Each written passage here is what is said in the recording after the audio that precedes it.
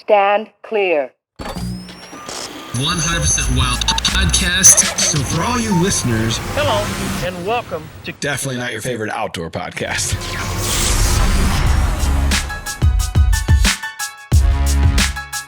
What's up, everybody? Welcome back to the Drury Outdoors 100% Wild podcast, powered by DeerCast. I am Tim Chelsvik. I'm Matt Drury, and we have a special guest today for the special series we're running.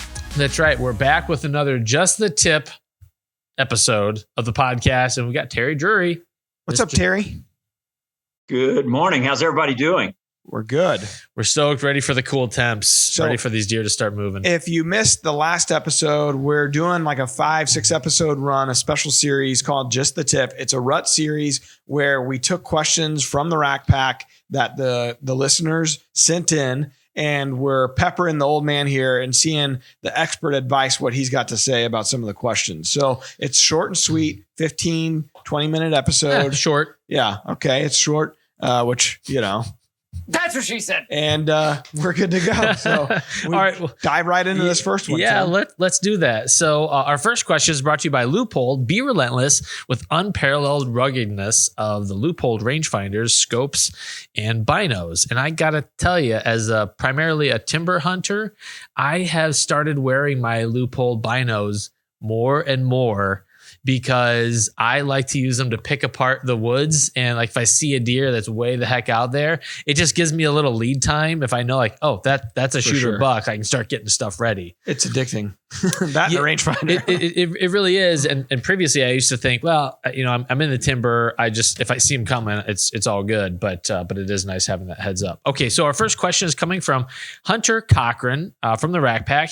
He's asking, during the rut, what conditions would constitute that you choose to hunt timber versus hunting a field? Precisely a cut ag field or a food plot. Right, which is a great question, Hunter. Thank you for that question. I want to thank all the Rack Pack individuals that sent questions in. It's very kind of them to do that. You know, here's a really, really good question, and where we like to sit and when we like to sit there. And a lot of this goes to the moon phase. And I know many people say debunk.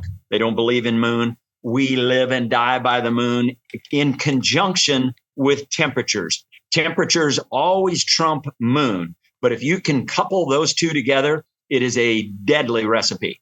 You know, if you're coupling cool temps and maybe a little bit below average, along with a rising moon in the afternoon or a setting moon in the morning, you've won half the battle. So I just want to state that for those people that don't think moon has an influence, by golly, it does. And it's one of our influencers within DeerCast that makes DeerCast so accurate.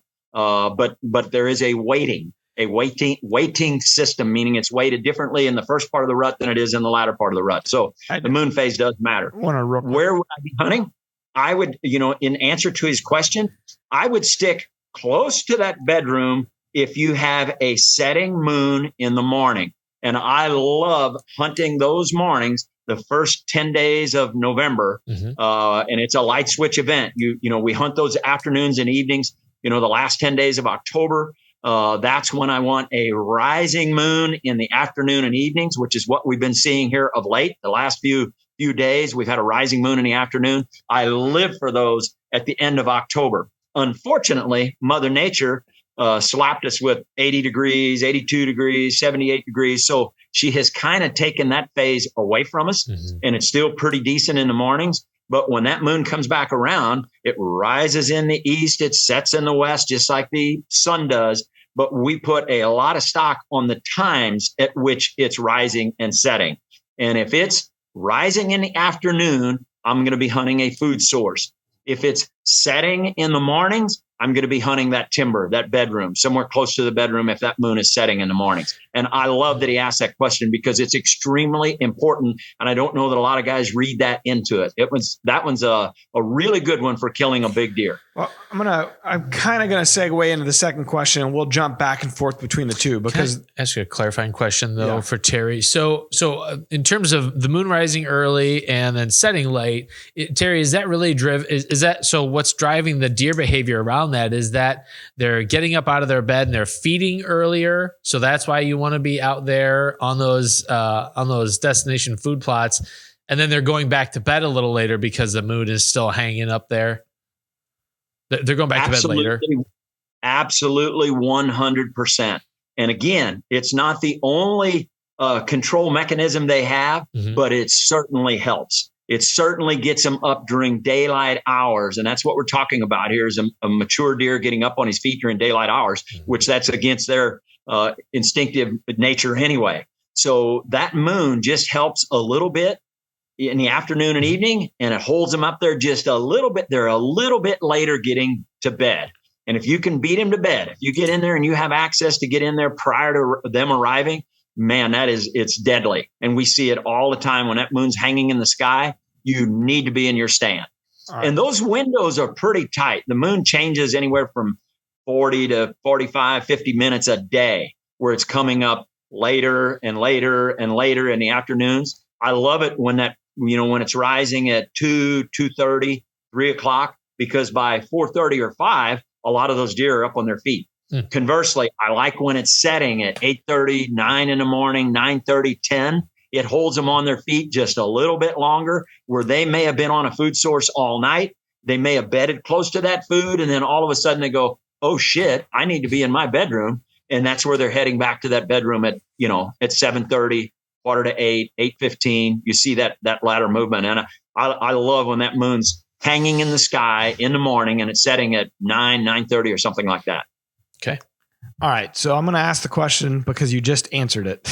I was trying to cut you guys off, but you wouldn't. You literally just answered the next question. We'll just end the show. The next question is brought to you by Tinsing, newly designed for 2023. Check out all the whitetail packs specifically designed to help you bag your buck, which I'm actually using one of the new Tinsings. All right. So Paul, John Schmitz from the Rack Pack said, would you prefer a late setting moon in the morning or early rising in the afternoon during the rut? You kind of are answering this, but I want to deconstruct it a little bit further. So in this scenario, say you don't have a food source to hunt. You only have the mast crop. You're only able to hunt the timber. What's the scenario then in our case where the moon is setting in the morning and then the moon's not rising until, it might be, I don't know if you have the moon times there in front of you, but like this part of the season, it'll probably be rising at night. So like kind of middle of the night after you'd be hunting. So what do you do then for the whole rest of your afternoon hunt if you're only in a timber spot? Well, first and foremost, and it sounds like he identified, but you'd have to identify that indigenous food source, if it's mast or if it's browse. Do you have honeysuckles? Do you have blackberries? Do you have the locust pods? What exactly are they heading to? What are they feeding on? Oftentimes that browse is important to a whitetail, and they may be browsing somewhere a little bit different than where they're bedding. So if you can identify, it's always hard. When you're a timber hunter, it's never easy because it seems so random. Mm-hmm. But once again, I would identify and look at those moon times really, really close. In John's question there, talking about afternoon or evening, I prefer hunting the afternoons and evenings the last 10 days of October. And I think these temperatures are going to be a light switch event that are coming here. I think we're going to see a lot of big deer die over the next week or so. Then the first 10 days of November, I prefer hunting mornings. I love that setting moon the first 10 days of November. I like a rising moon the last 10 days of October. Those moon times, because they vary 40 to 50 minutes each day, that window is really, really sharp when it's optimal. And if you don't have the temperatures to coincide with the moon times, then you're just shit out of luck. But which is what happened to us here the last few days. We've had that rising moon in the afternoons, but the temperature's been 80 degrees. We're 20 degrees above average. So it absolutely kills you. So in answer to his question, I would look ahead, and we do that all the time. We go into the lunar tables, or we'll take DeerCast. It's all those are on there. Those moon times are on there for that 15-day period. So you can look out in front and see when it's rising and when it's setting. Mm-hmm. Afternoon and evenings, if you're hunting those last 10 days in October, or a setting moon the first 10 days of November.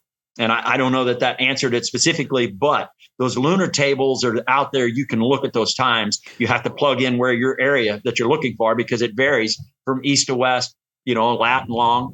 But man, I live and die by them, always have. And I prefer the rut. I prefer hunting a setting moon in the morning on a high ridge when the thermals are going up, we got high pressure. I love setting those mornings and seeing deer up on their feet. So I want to give you a for instance. All right, Tuesday, November the 7th, and one of my areas that I hunt, the moon is rising at 12:52 a.m. It's setting at 2:29 p.m. So what in that instance does, you're in the rut there.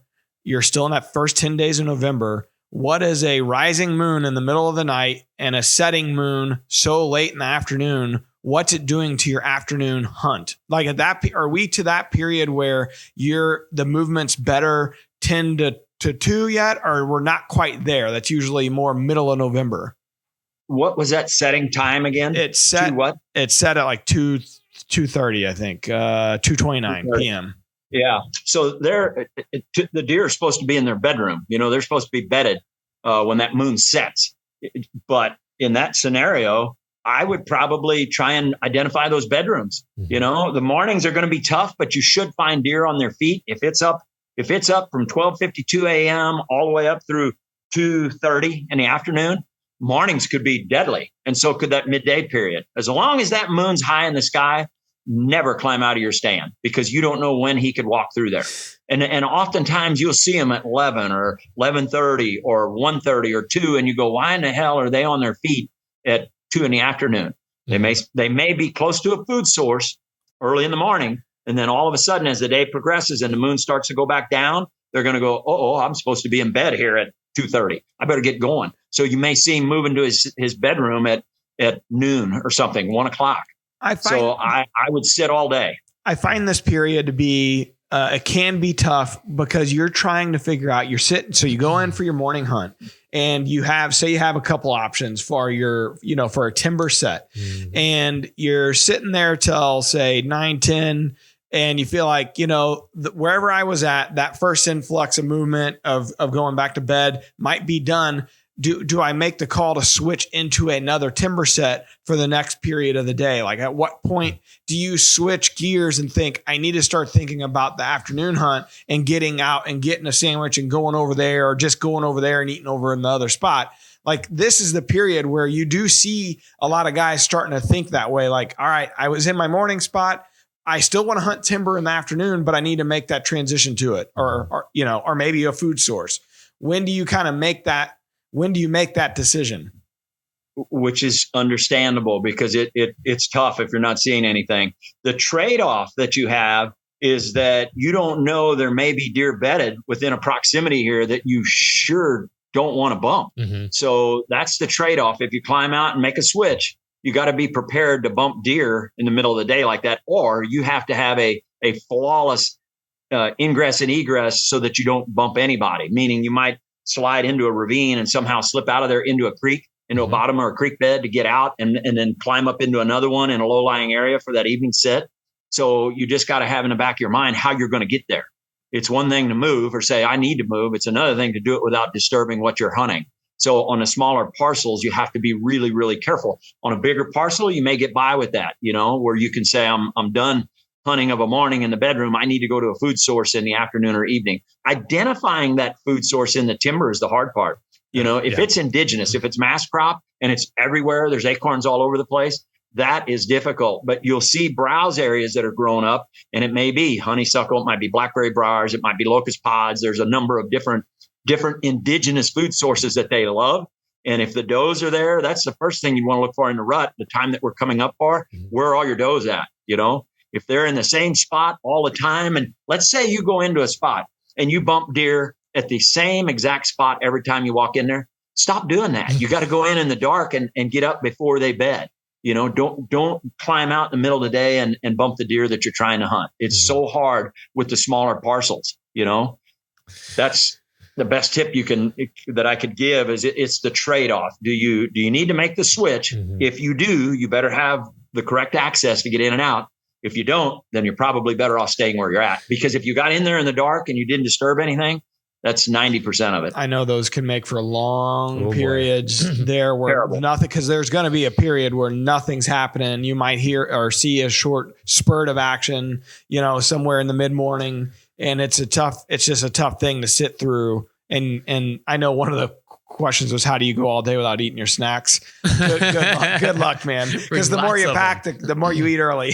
Yeah. Well, and what you're kind of bringing up here is the wild card factor is that, you know, we kind of have these principles for deer movement, but during the rut, anything could happen at any time. And it seems like that's how things are quiet. It's getting close to noon and you're thinking about getting down. You got your bow starting to lower down. All of a sudden you hear something running in the woods. Oh crap. Game on. I think to maybe finish this out, I think maybe the tip that you're giving us is that if you feel like you're in the right spot, you historically know this is where deer are going to be throughout the day, maybe just stick it out.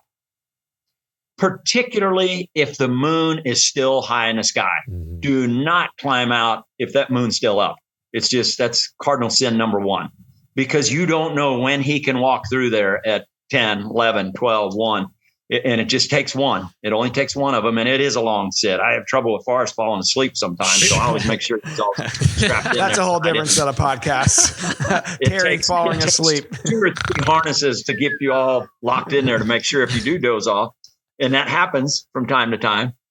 So just make sure you got safe line, and then have another safety set of belts, and make sure you're strapped in there real good if you're in a tree stand. All right. I think we're going to end it there. This is episode 2, Just the Tip, the special rut series for 100% Wild podcast. And hopefully you guys are enjoying these so far. Yeah, more to come. Stay tuned. All right. Until next time. Peace out. See ya. Thanks, guys.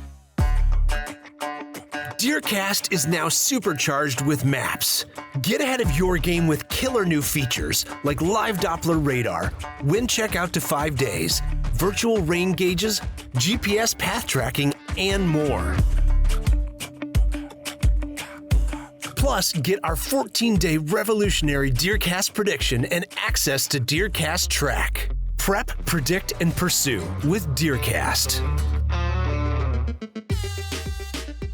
We're adding new videos every week, so make sure to click that subscribe button and check out all of our amazing content. This episode of DoD TV is brought to you by DeerCast. Prep, predict, and pursue your target buck.